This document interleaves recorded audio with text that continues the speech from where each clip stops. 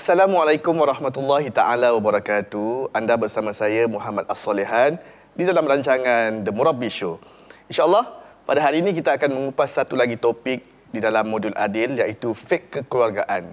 Sebelum kita mulakan dengan perkongsian kita pada hari ini, izinkan saya kenalkan anda dengan dua orang lagi asatizah kita yang akan memberikan pandangan mereka dan berkongsi ilmu mereka dengan kita insya-Allah pada hari ini. Okey, selamat datang Ustazah Azimah ke dalam rancangan kami hari ini. Terima kasih Ustaz Solihan kerana sudi bersama saya di studio hari ini. Baiklah, yang kedua, tidak asing lagi, selamat datang kembali kepada Ustaz Khairani dalam rancangan kami. Terima kasih Ustaz. Apa khabar hari ini? Alhamdulillah, sihat. Alhamdulillah. Alhamdulillah. Baiklah, tanpa kita membuang masa, kita mulakan dengan soalan kita yang pertama.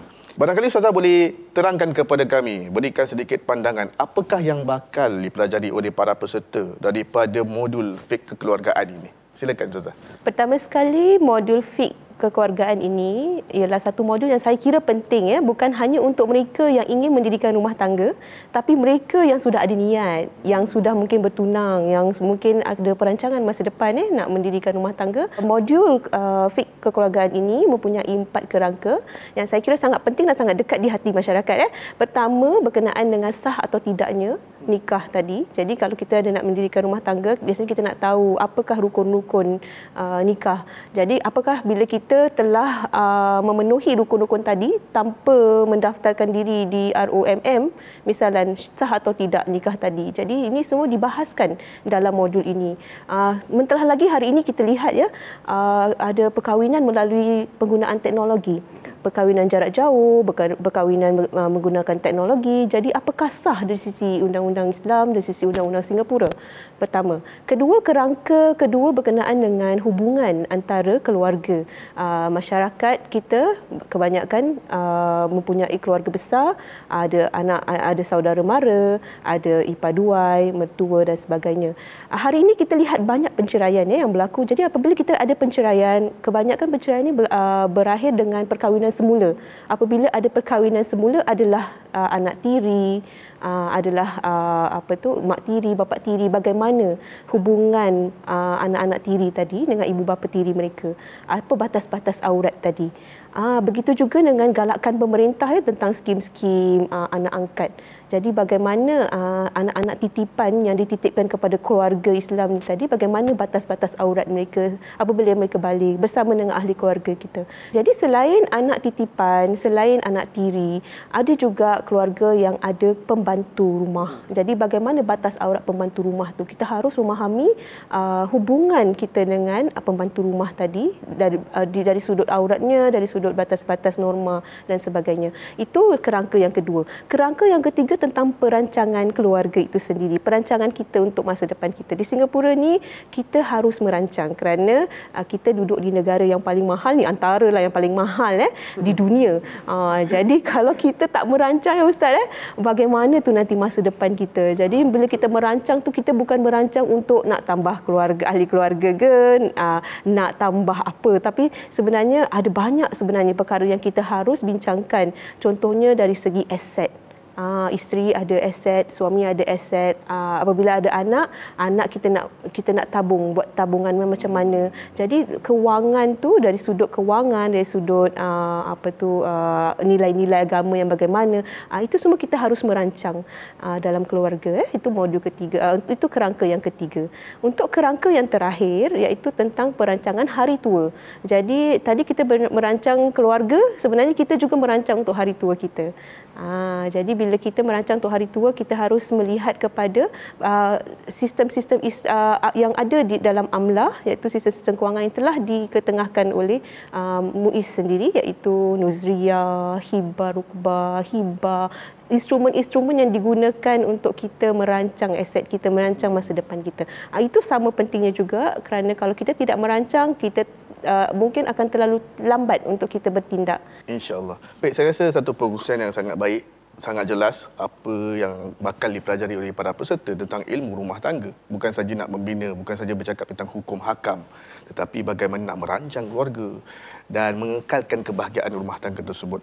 Baiklah, tadi Ustazah Azimah ada menerangkan tentang kempen-kempen ataupun usaha pemerintah untuk mewujudkan kebahagiaan rumah tangga, satu keluarga yang utuh, Ustaz. Mungkin Ustaz boleh kongsikan kepada kami, kepada kita semua, apakah pula pandangan agama Islam tentang membina keutuhan di dalam sebuah rumah tangga? Terima kasih Ustaz. Bila kita sebut tentang pandangan Islam berkenaan dengan keluarga, kita dapat lihat, kalau kita lihat contohnya dari sudut sirah Nabi sallallahu alaihi wasallam sendiri, bagaimana Nabi sendiri banyak mementingkan keluarga baginda, dan kita dapat lihat dalam banyak kisah berkenaan dengan Nabi SAW, cara bagaimana baginda melayani keluarga, nasihat yang diberikan kepada sahabat dan sebagainya. Tapi kalau saya dapat fokuskan pada dua perkara. Pertama, dalam Al-Quran, di dalam surah Al-Baqarah ayat 187, di mana Allah Subhanahu wa taala berfirman, antaranya, a'udzubillahi minasyaitonirrajim, hunna libasul lakum wa antum libasul lahun. Yang bermaksud mereka, yakni isteri-isteri kamu itu merupakan pakaian bagi kamu dan kamu pula merupakan pakaian bagi mereka. Kita lihat dalam ayat tersebut Allah Subhanahu wa taala berikan permisalan, gambaran pasangan kita sebagai pakaian bagi kita. Bila kita sebut tentang pakaian, kan kita semua nak pakaian yang indah, yang cantik. Ada orang dia kata, wah kita nak kena yang tailor made. Dia jadi kita rasa confident bila pakai tie. Jadi bila kita sebut tentang pakaian, kita katakan kita nak yang terbaik. Jadi itu sebenarnya bila mana Allah berikan gambaran isteri merupakan pakaian bagi kita dan kita merupakan pakaian bagi mereka, sebenarnya merupakan peringatan bagi kita. Dalam institusi keluarga, kita nakkan pasangan yang baik. Kan semua orang nakkan pasangan yang baik. Sebab tu drama semua ada suamiku ustaz, kan? Tapi kita perlu tahu bahawasanya dia merupakan two way street. Kita nakkan yang terbaik kita nakkan pasangan yang terbaik, tapi kita juga perlu menjadi pasangan yang terbaik bagi mereka. Jadi dalam Islam itu sebenarnya merupakan satu peringatan bagi kita. Dalam kita membina keluarga, kita nakkan yang terbaik, kita perlu untuk berusaha menjadi yang terbaik juga.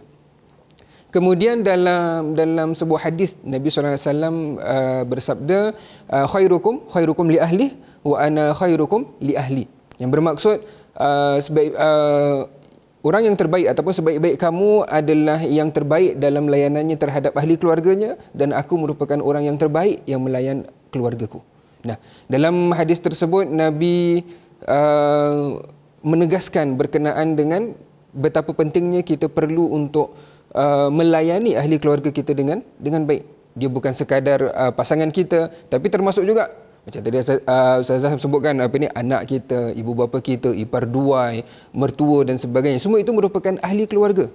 Dan Nabi sebutkan yang terbaik di antara kamu, maksudnya orang yang terbaik yang dinilai baik di sisi Allah Subhanahu wa taala adalah orang yang melayani keluarga dengan baik.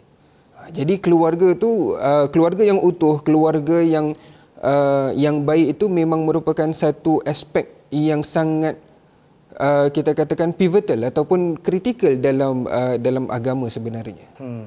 InsyaAllah. Terima kasih Ustaz.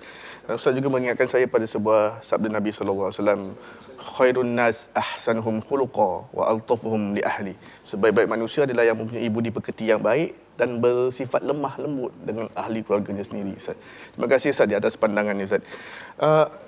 Sekaligus ia membuat saya bertanyakan kepada satu lagi soalan, iaitu kepada Ustazah. Mengapakah kita rasakan ia sangat penting bagi kita untuk mewujudkan kebahagiaan dan mengukuhkan institusi kekeluargaan, lebih-lebih lagi dengan keadaan kita hidup di Singapura ini, Ustazah? Bila kita bercakap tentang keluarga, sebenarnya di mana pun kita berada, institusi keluarga tu tetap penting dan memang harus kita pastikan utuh. Pertama sekali, sebelum kita mendirikan rumah tangga, sebelum seseorang mendirikan rumah tangga, sepatutnya sudah ada wawasan matlamatnya apa. Jadi harus ada persiapan dari situ. Jadi dalam hadis Rasulullah SAW menegaskan perlunya kita mencari pasangan yang sekufu, pasangan yang terbaik. Dan yang terbaik di antara 4 kriteria, iaitu dari sudut kewangan, dari sudut agamanya, dari sudut kecantikannya, dari sudut nasabnya. Sebenarnya agama tu yang lebih penting. Jadi dalam kita membina keluarga yang utuh tu haruslah berlandaskan akidah dan syariah. Bila kita cakap tentang kebahagiaan, subjektif pula. Sebab ada orang melihat kebahagiaan tu daripada mungkin kewangan tahap kewangannya, amboi, ada kereta besar, ada rumah besar. Ada pula yang melihat dari sudut kecantikan. Alamak, cantiknya isteri dia, so cantiknya suaminya, handsome-nya suaminya kan. Jadi bahagialah tu. Terasa ada yang melihat mungkin dari sudut anak-anak, anak dia ramai. Terlebih-lebih bahagia dah tu. Satu dozen orang cakap. Satu dozen. Yang biasa saya dengar tu, kalau isteri dia gemuk, suami dia gemuk tu, alhamdulillah sihat. Bukan gemuk lah, saya mesti cakap sihat lah. Terlebih sihat tu itu terlebih bahagia. Terlebih bahagia. Masakannya sedap lah. Masakannya sedap. Itulah. Tapi sebenarnya kebahagiaan ini bukan dinilai daripada benda-benda yang kita lihat.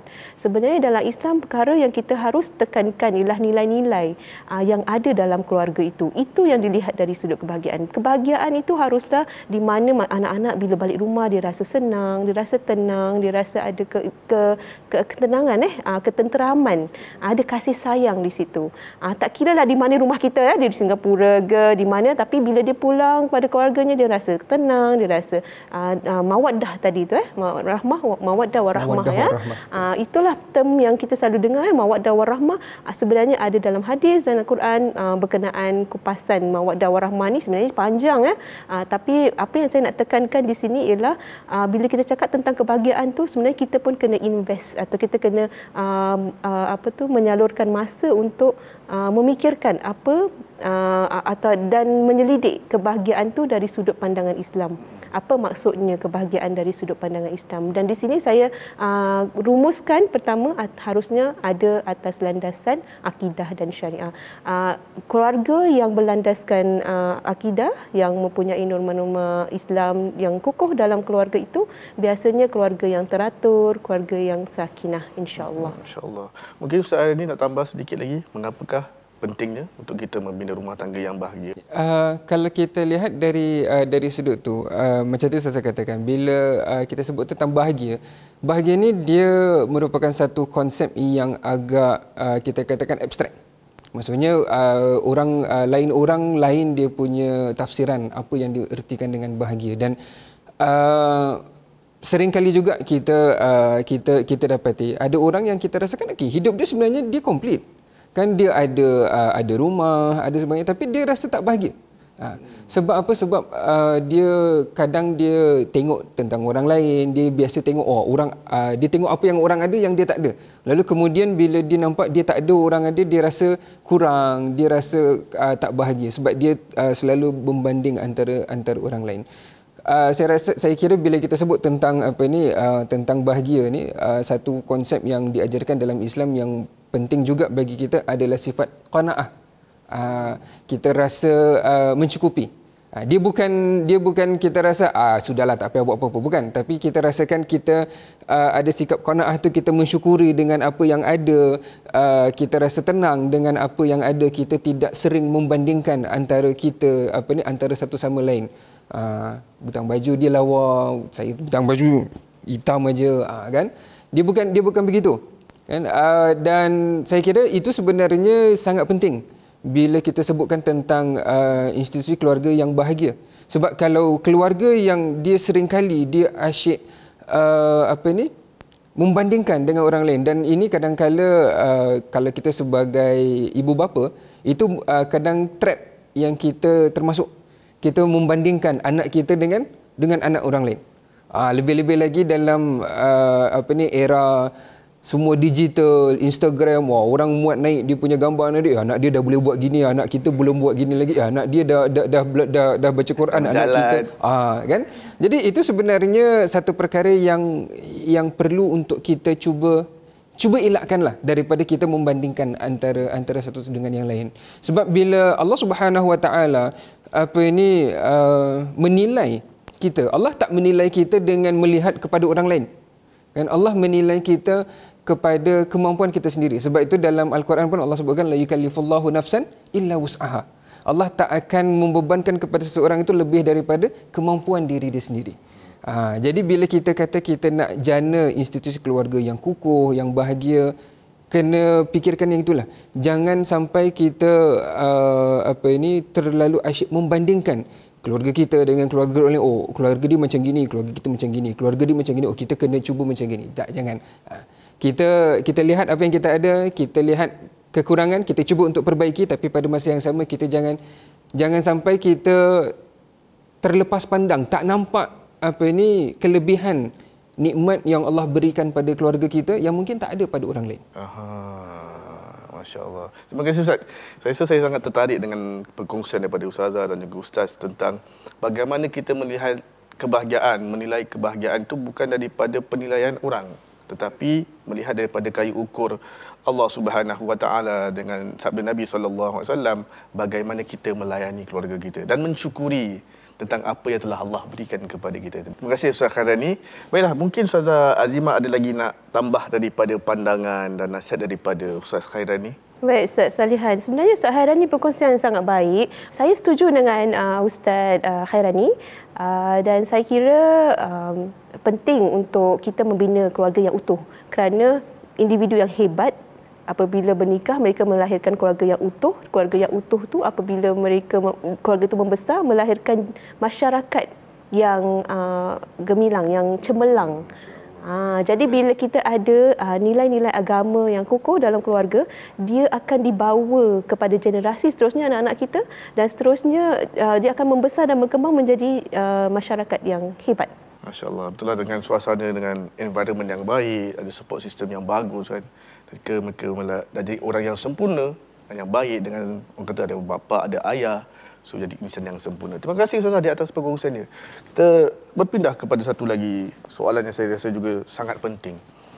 Apabila kita membina rumah tangga ni Ustaz, mengapa orang sering tekankan tentang perancangan? Mengapakah perancangan itu penting di dalam persiapan kita membina institusi keluarga Ustaz?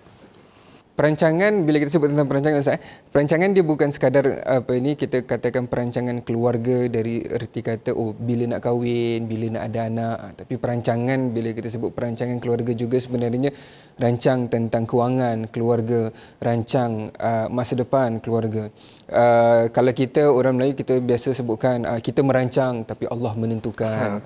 Betul. Tapi ketentuan Allah Subhanahu Wa Taala itu dia sebenarnya tak bermaksud kita tak perlu buat apa-apa. Kalau di barat pula dia orang sebutkan if you fail to plan, then you plan to fail. Kalau anda gagal untuk merancang, bermaksud anda merancang untuk gagal. Jadi bila kita nak membina keluarga, kita katakan bila kita bernikah ni kan Ustaz kan, tak ada orang yang dia katakan saya nak berumah tangga cuma setakat 3 tahun je lah, kontrak kita 3 tahun, lepas tu kita tak kita dah tak bernikah lagi. Tak ada. Bila kita sebutkan kita berumah tangga, kita nakkan dianya kekal kan, sampai ke akhir hayat, sehingga ke anak cucu, sampai ke syurga. Ke syurga. Nantikan aku di pintu syurga. Saya nak masuk dalam Ustaz, bukan kat pintu je. Itu masalah. Tak, dia tunggu kita masuk sama-sama. Kita masuk pimpin tangan. Sweet Ustaz. Okey. Jadi tak ada orang yang yang kata cuma setakat setahun dua je. Jadi benda ni dia merupakan satu komitmen yang berpanjangan. Kan? Dan bila kita ada komitmen yang berpanjangan, kita perlukan perancangan. Kita perlu persoalkan kepada diri kita, kita rancang nak kahwin, bila dah kahwin kita nak tinggalnya di mana? Sekarang bila dah berkahwin, bermaksud kita dah ada 2 keluarga. Kan, keluarga kita sendiri, kemudian keluarga mertua. Macam mana kita nak bahagikan masa dengan mereka. Kemudian bila dah ada anak-anak, bagaimana nak pastikan bahawasanya kita sebagai seorang anak, tanggungjawab kita kepada ibu ayah tidak kita tak abaikan sebab kita dengan anak kita sendiri. So bila kita membina sebuah keluarga, dia sebenarnya bermaksud kita mengambil tanggungjawab yang lebih kita add on tanggungjawab yang kita dah ada, kita add on lagi tanggungjawab. So bila kita ada extra responsibility, memang perlu kepada perancangan. We have to plan. Sekarang kalau dulu contoh kalau dulu waktu bujang ujung minggu buat apa? Lepak. Ujung minggu lepak. Ujung minggu call kawan member, jom kita keluar makan. Kedai kopi, main bola. Sekarang ujung minggu Family time. Orang tanya, jom kita keluar ujung minggu. Sorry, kau ajak aku hari lain boleh, ujung minggu kau jangan kacau aku lah. Ujung minggu untuk anak kecil ni, bawa dia keluar. Kan? So itu kita nampak dia dia perlukan kepada perancangan. Kita perlukan kepada ada perubahan dalam kehidupan kita. Perlukan kepada perancangan. Macam mana kita nak hadapi dan tangani perubahan dalam kehidupan kita, daripada seorang yang bujang menjadi seorang yang dah berumah tangga, kemudian menjadi seorang ayah, menjadi seorang ibu. Dan saya kira perancangan ni bukan sekali jalan saja, bukan Betul. sekali saja. Dia perlu berterusan. Berterusan ya. Bila anak satu lain, anak dua lain kan. Dan ada perancangan yang tak menjadi, kecewa dan hampa. Tapi adakah kita terus tak nak buat perancangan? Tidak boleh juga, harus ada sentiasa perancangan-perancangan yang baru. Perancangan yang baru. Saya tertarik tadi Ustaz Hairani ada mengatakan bagaimana kita cakap tu transition daripada kehidupan ketika bujang, kemudian keluarga. Perancangan itu perlu diubah kan. Bagaimana lifestyle kita juga berubah dan komitmen yang perlu kita ambil. Dan tadi bercakap tentang dua buah keluarga kan, keluarga mertua, keluarga kita. Ia membuat saya teringat kepada pepatah Inggeris yang mengatakan it takes a village to raise a child. Kalau zaman dulu mungkin mak ayah aja yang jaga anak-anak mereka, tapi hari ini kebanyakan orang tua kita kan, atuk nenek juga turut serta dalam mendidik, membesarkan anak mereka, cucu mereka kan. Is part of the vibrant ataupun dynamic in Singapore families. Masya-Allah, sangat menarik, peringatan yang sangat tepat Ustaz. Baiklah, soalan yang terakhir barangkali saya boleh ajukan kepada Ustazah Azimah. Mengapakah pula pentingnya institusi keluarga yang utuh, yang kukuh, boleh menjamin kepada masyarakat yang baik, masyarakat yang kukuh, Ustazah? Okay, apabila kita bercakap tentang masyarakat yang kukuh, kita harus kembali kepada keluarga tadi. Jadi bila kita bercakap tentang keluarga, kita balik pula kepada individu. Jadi kita melihat ada korelasi kan antara masyarakat tu kepada individu, keluarga, institusi keluarga dan seterusnya kepada individu. Jadi bila kita melihat kepada masyarakat yang utuh, yang bagus, yang hebat, kita kembali balik kepada institusi keluarga. Apakah institusi keluarga itu kukuh, utuh, hebat? Kalau institusi keluarga itu baik, hebat, kukuh, insya-Allah secara tak langsung masyarakat itu akan jadi masyarakat yang hebat, masyarakat yang gemilang. Dan kita melihat banyak sejarah dulu kala tentang ketamadunan Islam, ketamadunan masyarakat bermula daripada institusi keluarga.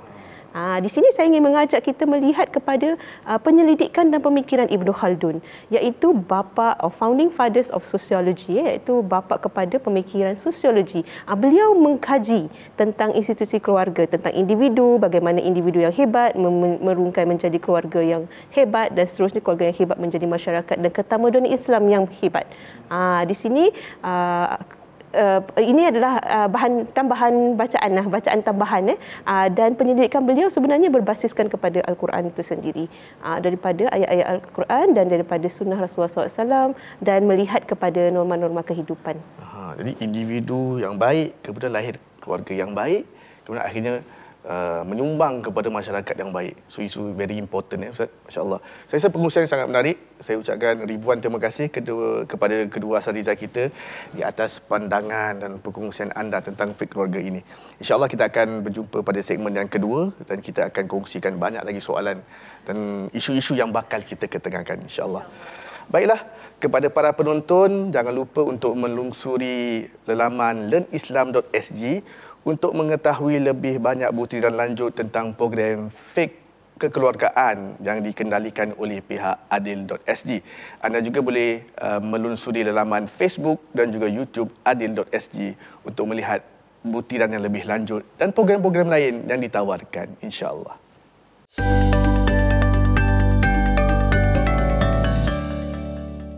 Baiklah, selamat kembali ke dalam rancangan The Murabi Show. Kita sudah berada pada segmen yang kedua dan kita akan meminta pandangan dan pengalaman peribadi daripada para murabi kita. Baiklah, selamat kembali.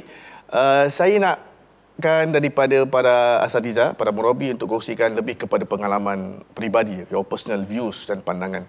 Mungkin soalan pertama yang saya boleh ajukan adalah mungkin anda berdua boleh kongsikan kepada kami bagaimana anda sendiri sebagai seorang asatiza bersama keluarga anda. Silakan Ustazah. Dulu. Pasal keluarga ni semua orang excited nak share kan? Kan. Silakan Ustazah. Silakan Ustazah. Saya rasa saya mulakan dengan menukil tadi ada tukilan daripada Ustaz berkenaan it takes a village to raise a child. Saya rasa ada betulnya kerana kadang-kadang kita ni selalu sibuk. Macam hari ni saya dekat sini hari yang tidak anak-anak tidak bersekolah. Hujung minggu. Jadi saya perlukan sokongan yang lain untuk saya menghadiri kelas-kelas misalan dan segmen-segmen sebegini. Jadi saya rasa betul kita perlukan sokongan keluarga yang kuat. Jadi di sini mungkin saya kalau boleh beri sedikit sharing, sedikit perkongsian tentang keluarga saya sendiri. Apabila saya sibuk bekerja, biasanya saya perlukan orang tua saya iaitu ibu dan ayah saya untuk menjaga anak-anak saya. Okey Ustaz, ini juga boleh kongsikan pengalaman peribadi bagaimana? Okeylah, kalau bagi saya sendiri secara peribadi, satunya saya baru seorang cahaya mata, alhamdulillah. Tapi lama menanti. Waktu saya berkahwin dulu, kira dengan abang lah. Dengan abang dah ada 2 cahaya mata, kita masih belum ada lagi. Sampaikan orang tanya, merancang keluarga ke? Tak, kita tak plan. Kita plan nak ada. Tapi belum dapat lagi kan. Alhamdulillah dia lepas dah lebih kurang 6 tahun baru alhamdulillah dapat seorang. Jadi apa yang saya cuba lakukan, dia bila dah 6 tahun kita dah semua setakat 2 orang kan, dia dah terbiasa. Cakap kita 2 orang aja. Bila tiba-tiba ada anak ni kan, dia ada perubahan yang perlu untuk kita lakukan. So antaranya yang saya cuba untuk lakukan sekarang adalah untuk kalau macam dulu kita katakan sebab tak ada anak kat rumah, kita dekat rumah pun kita pun tak ada buat apa-apa, kadang tugasan pun kita bawa balik ke rumah, kadang bawa balik kerja buat kat rumah. Tapi sekarang sebab ada anak kecil, jadi saya cuba untuk luangkan masa untuk anak ni. Kalau dulu hujung minggu mungkin kita boleh nak merayap ke mana-mana. Sekarang hujung minggu boleh juga merayap. Tapi nak kena fikirkan nak bawa budak ni ke mana. Tempat-tempat yang sesuai untuk tempat yang sesuai untuk anak-anak, tempat yang kita rasakan bermanfaat untuk dia, kita boleh ajarkan sesuatu untuk dia.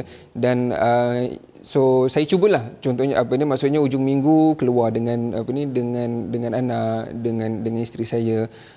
Dan apa yang saya lakukan sekarang, saya ada annual pass dekat zoo.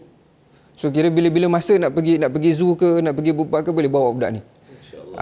Jadi dia senang lah. Jadi memang rasanya dalam masa setahun ni entah dah berapa kali lah dah pergi. Jadi bila kita pergi sana, bawa sana, tunjukkan dia binatang, ajarkan dia. Jadi bagi saya benda-benda ni dia perlu. Dia kita selain daripada kita punya support system, tapi bagi saya kita sebagai parent juga kita perlu untuk cuba luangkan masa seboleh mungkin dan sebanyak mungkin bagi anak-anak. Lebih-lebih lagi sewaktu mereka masih umur dia, anak saya sekarang baru 2 tahun. 2 tahun masuk 3 tahun. Ustaz, anak umurnya pun lebih kurang. Jadi itu cabaran kita sama kan, dia nak mana kita nak berikan masa untuk mereka, kita nak masa untuk kita sendiri. So bagi saya itu yang saya cuba lakukanlah. Saya cuba untuk luangkan lebih masa bagi dia. Kalau kita nak buat benda-benda kita sendiri, tunggu dia tidur dulu baru kita buat benda kita sendiri. Betul. Terima kasih Ustaz. Tadi bila Ustaz cakap pasal tidur pun sama jugalah. Waktu bujang dulu tidur lambat. Tapi bila dah kahwin, ada anak, nak kena ikut timing anak. Anak saya dia takkan tidur kalau saya tak ada di sampingnya. Jadi sekarang kalau saya waktu tidur saya dulu kalau pukul 11 12 tidur. Zaman sekarang 9.30 saya dah tidur kan. Awal. Tapi bangunnya pula nak kena bangun awal, nak kena siapkan anak-anak pergi ke sekolah dan sebagainya. So perubahan tadi yang ada yang perlu kita ambil. Dulu masuk kerja pukul 9, 8.30 boleh bangun. Betul. 8.45 dah keluar. Betul. Betul. Dan kalau saya dapat kongsikan pengalaman peribadi saya, sebelum ada anak, kadang lewat datang kerja. Tapi bila dah ada anak, cepat pergi kerja. Sebab anak masuk pukul 8.30 masuk kerja. Saya the first person jalan ke office. Alhamdulillah. So sekarang tengah work from home lah kan. Tapi yalah, itu antara kelebihan. Dan bagaimana kadang-kadang kita meletakkan prioriti. Kita punya prioriti pada keluarga kita. Sebab kita melihat tentang kepentingan menjamin membina keluarga yang bahagia. Agar kita pun sentiasa tenang. Kita tahu dengan tugasan harian kita dan sibuk dan sebagainya, pengalaman-pengalaman kita bersama para jemaah dan orang-orang lain, bila kita pulang ke rumah, kita nak dapat lihat keluarga yang bahagia, dan sebab itu kita usahakan yang terbaik untuk membina rumah tangga yang bahagia. Baiklah, tadi kita dah berkongsi tentang kebahagiaan, the happy moments with our families. Kita masuk kepada perkara yang di sebaliknya pula. Mungkin para murabi boleh kongsikan apakah sebenarnya kesan daripada kerapuhan rumah tangga pula. Kerapuhan sesebuah keluarga. Tadi kita cakap pasal good family yang bahagia. Tetapi apabila keluarga itu rapuh, apakah pula implikasi dan kesannya? Silakan Ustazah. Ada banyak sebab kenapa family itu rapuh. Tadi kita bercakap tentang perbincangan keluarga yang panjang tentang hubungan keluarga.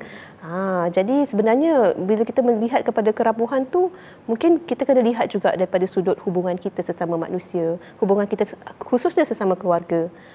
Kita harus melihat juga kepada sudut-sudut perancangan, dah merancang ke belum ke, komunikasi antara keluarga dan sebagainya.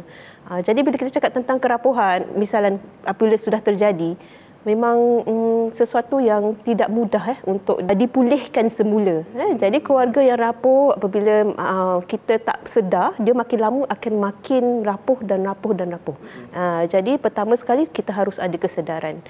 Dan bila ada kesedaran, kita harus mula mencari penyelesaian dan kita mula harus ada perancangan seterusnya. Tadi kita bercakap tentang perancangan tu harus lebih daripada sekali, harus berterusan. Jadi bila keluarga yang rapuh tu, contohnya kalau kita boleh bagi contoh, mungkin anak bila balik rumah pun tak rasa selesa, tak rasa tenang, suami pun tengok muka isteri pun tak ada lagi rasa cinta dan kasih sayang, anak-anak kemudian terbiar dan sebagainya kan. Dan kita rasa mungkin Ustaz boleh bagi contoh lain, contoh di masjid sendiri beberapa aduan daripada saya rasa ibu bapa. Kalau boleh saya tambahkan sedikit. Kalau kita ambil contohnya daripada hadis Nabi SAW, Nabi sebutkan al-muslim lil muslim kalbunyan. Kan seorang muslim bagi muslim yang lain itu dia bagaikan sebuah bangunan. Yashuddu ba'duhum ba'dha. Dia memperkuatkan antara satu sama lain. So bila kita sebutkan tentang hal tersebut, perkara yang rapuh, bila kita sebutkan bangunan yang rapuh, konsekuensinya adalah dia mudah runtuh kan. Jadi bila kita sebutkan tentang keluarga yang rapuh, implikasinya macam tadi Ustaz katakan, implikasi daripada keluarga yang rapuh, dia implikasinya bukan implikasi yang short term, tapi dia boleh jadi implikasi yang long term. Sebab anak yang dibesarkan dalam keadaan keluarga yang kurang kasih sayang, keluarga yang rapuh, dia mungkin akan rasakan ini caranya untuk membina keluarga. Lalu kemudian bila dia membesar, lalu kemudian dia membina keluarga dia sendiri, dia melakukan perkara yang sama. So dia jadi cycle. Dan itu satu benda yang kita tak nak. Sebab tu tadi Ustazah katakan dia perlukan kepada kesedaran. Kita perlu tahu ini bukan benda yang sepatutnya dilakukan. Kita perlu untuk cuba memperbaiki keadaan keluarga kita. Kita cuba untuk pastikan bila kita sendiri nanti kita bina keluarga kita sendiri, kita tidak lakukan kesilapan yang sama supaya keluarga kita tidak menjadi keluarga yang rapuh. Tapi problem tadi macam tadi Ustaz katakanlah, dia bermula daripada individu, pergi kepada keluarga, pergi menjadi kepada masyarakat. Jadi kalau kita mempunyai keluarga yang rapuh, dia akan melahirkan individu yang kurang baik. Dan individu ini nanti bila dia membesar, kemudian apabila mereka dia membina keluarga mereka sendiri, keluarga yang kurang baik, kemudian dia akan menyebabkan masyarakat yang tak baik. yang mempunyai masalah, yang mempunyai isu-isu, dan itu yang perlu untuk kita pastikan jangan sampai ianya berlaku. Dan kalau contohnya kita katakan di masjid-masjid, yang cuba kita lakukan adalah kita kalau nak cover everything memang tak mampulah. Tapi kita cuba untuk fokuskan. Sebab itu kalau dekat masjid contohnya kita akan cuba adakan pelbagai program untuk kita tangani isu-isu yang spesifik, yang khusus. Saya kira bermula daripada keluarga itulah yang kita harus tangani. Sebab apabila kita tak tangani keluarga tu, dia akan menjadi masalah masyarakat. Dan itu yang kita tidak ingin lihat, sebab apabila yang jadi masalah masyarakat, dia satu yang besar. Dia akan makan beberapa generasi. Betul. Tadi Ustaz Hairani ada menyebutkan tentang lingkaran. Apabila sudah berada dalam kesusahan ataupun keluarga yang tidak kurang elok, kerapuhan, kadang-kadang mereka itu sukar keluar daripada lingkaran tersebut sebab kedua ibu bapa tidak memainkan peranan mereka dengan baik. Jadi anak tidak mempunyai reference, contoh yang boleh digunakan untuk dia sendiri satu hari membesar dan membina keluarga yang baik. So, lingkaran tersebut yang kita cuba hapuskan dan ataupun kita ubah dengan lingkaran yang baik.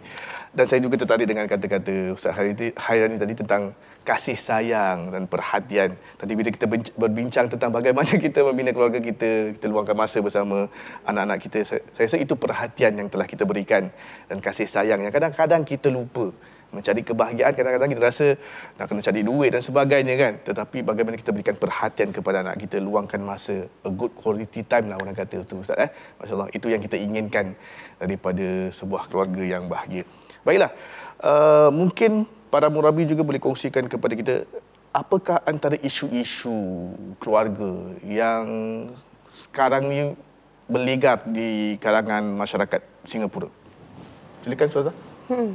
Okey, sebenarnya isu banyak. Dalam keluarga ni biasalah, takkan tak ada keluarga yang tak pernah dilanda masalah ya. Isu tentu ada. Tetapi yang lebih sekarang ni yang lebih popular yang biasa kita dengar tentang keganasan keluarga. Sekarang tiba-tiba melonjak peratusan keluarga yang ada isu atau masalah keganasan keluarga. Dan kita lihat, bila kita lihat sebab keganasan keluarga itu mungkin berpunca daripada kekurangan kewangan. Mungkin juga berpunca daripada komunikasi atau hubungan sesama suami isteri dan anak-anak tadi. Dan seterusnya juga dari sudut perancangan. Mungkin tak ada matlamat, tak ada perancangan, jadi dia punya rumah tangga dah hamba, dah berapa tahun kan, dah macam boring, dah tak ada benda lagi nak dikongsikan dan sebagainya. Jadi timbulnya banyak keganasan keluarga hari ini. Mungkin disebabkan isu-isu yang kecil-kecil yang lain yang tidak diberi perhatian. Tiada kesedaran bahawa itu adalah masalah buat mereka kadang-kadang. Itu yang kadang-kadang berlarutan. Dan kalau gitu, jika kita lihat pun antara usaha pemerintah hari ini dalam suasana yang COVID hari ini, mungkin ramai yang hilang pekerjaan, mungkin stres level yang tinggi, mungkin adakah itu antara penyebab kepada keganasan rumah tangga ataupun isu-isu yang timbul, Ustaz? Saya rasa memang betul dia memainkan peranan, sebab bila kita sebutkan tentang keganasan rumah tangga kan, sebab kita hidup dalam keadaan close quarters kita katakan. Dia terlalu rapat dan macam tadi Ustaz Salihan katakan, dalam keadaan kita risau. Kerisauan yang yang mencengkam, risau tentang keadaan rumah tangga. Alamak, aku tak ada kerja macam mana ni, tak ada duit macam mana, anak-anak macam mana. Jadi bila kerisauan ni dia semakin bertimbun, kemudiannya dia rasakan seakan-akan alamak tak ada jalan keluar. Lalu apa yang akan berlaku adalah even perkara yang kecil pun menjadi satu perkara yang besar. Dan perkara yang sebenarnya kecil je, dia tanya je pun, awak nak ke mana? Itu pun dia menjadi satu trigger. Tu dia rasa, kau kenapa? Kan itu yang bila kita lihat boleh berlaku. Kerana apa? Kerana memang terlalu stres. Dan stres tu sebabkan kerana kerisauan. Kerisauan tu daripada ketidaktentuan yang sedang dihadapi dalam keluarga tersebut. Saya terpanggil mendengar ni kata-kata Ustaz Hairani ni tentang kerisauan dan kebimbangan yang memuncak ni. Sebenarnya kita sering diajar ala bizikrillah tatma'innul qulub. Kita berzikirlah kepada Allah menenangkan hati kita.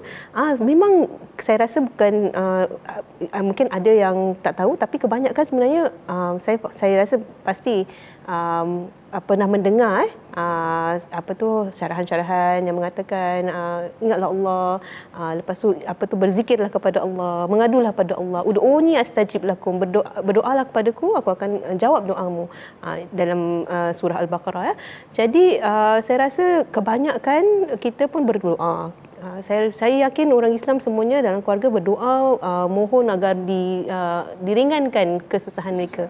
Tapi dalam masa kita itu menghadapi kesusahan, sebaiknya tidak menyendiri, sebaiknya tidak semuanya selami sendiri. Harus juga kita pertama, sebelum kita sedar, biasanya kita meluahkan. Sebagai seorang wanita lah, saya rasa biasanya wanita tu dia akan meluahkan lah. Dan saya rasa itu sangat normal lah. Dan kalau boleh kita memang jangan hadapi masalah tu sendiri. Bila dia memuncak sendiri, biasanya keganasan ni dilakukan oleh seorang lelaki. Kenapa? Kerana orang lelaki ni dia berat mulut. Jadi dia macam bottleneck kat dalam tu kan. Dia macam menyimpan di dalam sehingga meletup gitu kan. Jadi kalau sebaiknya lah diluahkan, dan bila diluahkan kepada orang yang terdekat, mungkin dengan suami, mungkin dengan ibu bapa, kemudian kita minta pencerahan mereka, kita minta pandangan mereka. Bila kita meluahkan, insya-Allah kita akan mula sedar apa yang kita nak sebenarnya, apa yang kesilapannya. Kadang-kadang dengan luahan tu bukan hanya menghilangkan stres, tapi memberikan idea juga. Betul. Saya rasa di sini kesedaran tentang kita sedang berhadapan dengan masalah itu penting. Dan bagaimana kita meluahkan masalah itu dengan orang-orang yang terdekat dengan kita. Dan saya rasa, saya pasti juga para asatidzah tahu saluran ataupun agensi-agensi yang boleh membantu mereka yang berada di dalam lingkaran ini, yang berhadapan dengan masalah ini. Mungkin para asatidzah dapat kongsikan apakah agensi-agensi yang boleh mereka hubungi dan memintakan bantuan daripada mereka. Silakan Ustaz Hairani. Yang biasa masyarakat kita kebal adalah ke masjid-masjid. Tapi selain daripada masjid-masjid, banyak lagi agensi yang yang boleh diziarahi ataupun dipergi oleh mereka yang sedang menghadapi masalah. Tapi rasanya balik kepada masalah kesedaran, pertama sekali perlu tahu apa masalah yang dihadapi. Sebab bagi setiap agensi ni biasanya mereka akan ada tumpuan mereka yang tersendiri. Jadi kita tak nak kita pergi ke satu agensi, kita ada masalah, tapi kita pergi agensi yang salah, dia tak dapat bantu kita, kita rasa marah sebab dia tak bantu kita, dah lagi dia menambah lagi rasa bingit dan sebagainya. Jadi rasanya yang pertama yang perlu yang perlu untuk difahami adalah sekarang what is the problem? Apa masalah yang sedang dihadapi? Apakah masalah yang dihadapi masalah kewangan? Apakah masalah yang dihadapi adalah masalah rumah tangga dalam erti kata tak ada rasa kasih sayang antara suami isteri, mungkin hubungan dengan anak-anak dia rasa renggang dan sebagainya. Jadi dari situ kita boleh tahu dekat mana nak pergi. Kalau masalah kewangan mungkin masjid ada bantuan, tapi pun ada juga contohnya family support center, family service center, ya, pusat bantuan keluarga. Kemudian kalau masalah kaunseling, jadi perlu pergi kepada kaunseling kekeluargaan. Kemudian kalau ada masalah tadi kita katakan tentang keganasan keluarga, itu pergi ke mana Zah? Kalau keganasan keluarga? Ingat tak? Kasar Raudhah. Kasar Raudhah. Jadi itu kita lihat dia sebenarnya ada banyak agensi. Cumanya persoalannya adalah kita perlu tahu pertama sekali apa masalah dia. Boleh juga ke polis untuk buat laporan, misalnya kalau keganasan keluarga itu di luar jangkauan, di luar kawalan kita. Jadi contohnya kita boleh memohon untuk perintah Perintah Lindungan Peribadi, PPO. Perintah Perlindungan Peribadi, PPO, ya, daripada polis lah. Daripada polis. Saya rasa informasi ini sangat penting bagi kita, dan kadang-kadang masyarakat tidak tahu bahawa wujudnya organisasi seperti ini yang boleh memberikan bantuan kepada kita, ataupun barangkali macam tadi, sebab mereka sendiri tidak menyedari bahawa mereka sedang berada dalam permasalahan yang mereka hadapi. Jadi tidak perlu risaulah untuk orang kata tu dilabel sebagai orang yang tak kuat ataupun sebagainya. Stigma kan? Betul. Bahkan hari ini pun antara isu yang diketengahkan, tadi saya rasa nasihat yang sangat baik, dan kita juga ada modul kesedihan dan penderitaan kan dalam Islam. Bagaimana kita menanganinya adalah dengan kita kembali kepada Allah Subhanahu Wa Taala. Tetapi dalam masa yang sama, antara stigma masyarakat adalah apabila kita ada masalah, kita ni kurang iman dan sebagainya. Dan rasa tidak keterlaluan ataupun tidak menjadi satu benda yang kita nak malukan bila kita meminta bantuan daripada kaunseling seperti di Club Hill. Sebab kadang-kadang mereka tu memang the expert dalam bidang-bidang menangani perkara-perkara tersebut, dan saya rasa itu yang kita inginkan daripada masyarakat untuk ke depan sekiranya mereka ada masalah-masalah peribadi yang telah kita bincangkan tadi. Baiklah, terima kasih kepada para murabbi kita di atas perkongsian yang saya rasa sangat dekat di hati kita mengenai keluarga, dan saya rasa pandangan-pandangan dan perkongsian yang sangat menarik yang dapat kita manfaatkan bersama. Terima kasih semua. Baiklah, insya-Allah bagi para penonton, anda boleh mengetahui lebih lanjut tentang program Fiqh Kekeluargaan ini dengan melungsuri laman learnislam.sg. Untuk mendapatkan butiran yang lebih lanjut, anda juga boleh mengunjungi Facebook dan juga YouTube adil.sg. Moga ia memberikan manfaat dan gambaran yang lebih luas tentang program-program yang ditawarkan.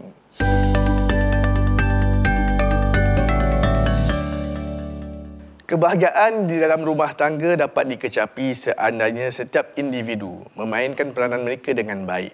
Bermula daripada individu yang baik, keluarga yang baik, yang akan melahirkan masyarakat yang baik juga.